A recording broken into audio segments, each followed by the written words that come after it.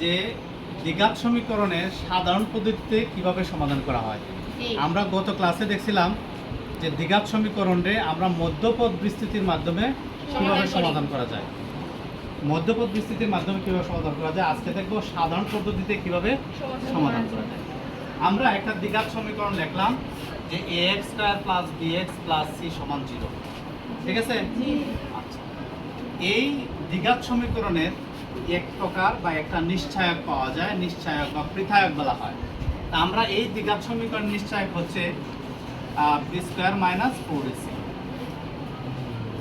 এবার এই দ্বিঘাত সমীকরণের বিভিন্ন সমাধানে আমরা বা বিভিন্ন সমীকরণ যেগুলা এর সাধারণ পদ্ধতিতে সমাধানের ক্ষেত্রে আমরা যদি একটা সমীকরণের বিবেচনা করি, ধরো 7x² - x + 2 একটা সমীকরণ আমরা লিখলাম 7x² - x +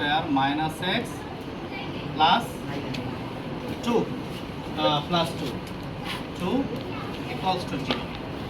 এই সমীকরণটা সমাধান করার আগে আমাদেরকে দেখতে হবে যে সমীকরণের সমাধান আছে কিনা।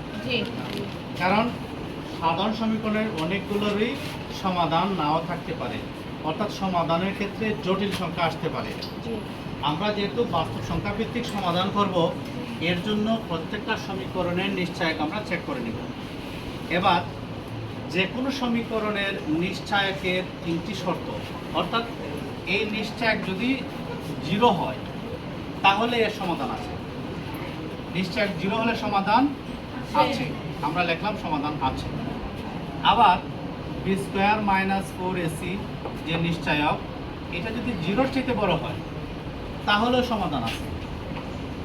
আর যদি সমাধান আছে, আমরা দিলাম ঠিক চিহ্ন, b² - 4ac লেস দেন যদি 0 হয়, অর্থাৎ 0-র চেয়ে যদি ছোট হয় তাহলে কোনো সমাধান নাই। আমরা একটা দ্বিঘাত সমীকরণের নিশ্চায়ক পাওয়া যায়, অর্থাৎ আমরা দ্বিঘাত সমীকরণ নিশ্চায়ক নির্ণয় করছি। নিশ্চায়কটা কি হচ্ছে ax² + bx + c = 0। এই আকারের দ্বিঘাত সমীকরণ যদি থাকে তাহলে এই সমীকরণের নিশ্চায়ক হবে b² - 4ac। এখান থেকে x এর সহগ হচ্ছে b² - 4, x² এর সহগ হচ্ছে a, আর ধ্রুবক হচ্ছে c। এই হচ্ছে b² - 4ac। b² - 4ac যদি 0 হয় অথবা 0-র চেয়ে বড় হয় তাহলে সমীকরণের সমাধান আছে। আর যদি 0-র চেয়ে ছোট হয় তাহলে সমীকরণের সমাধান নেই। এবং সমাধান নির্ণয়ের যে সূত্রটা হচ্ছে x = -b ± b² - 4ac / 2a। আমরা যে কোনো সমীকরণ দিলেই সেটাকে সাধারণ পদ্ধতিতে সমাধানে যাব না। আমরা যে কোনো সমীকরণ দিলে সমাধান করার আগে তার নিশ্চায়ক কী করব, চেক করব। যদি নিশ্চায়ক চেক করে আমরা নিশ্চায়কের মান 0 অথবা 0-র চেয়ে বড় পাই তাহলে বলবো সমীকরণটি সমাধান আছে। তখন আমরা এই সাধারণ পদ্ধতির যে সূত্র x = -b ± b² - 4ac / 2a, এই সূত্রের মাধ্যমে সমাধান করব।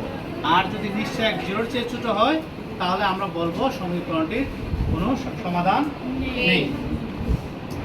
এই বিষয়টা তোমাদের মেইন বইয়ের 132 এবং 133 পৃষ্ঠায় উল্লেখ আছে।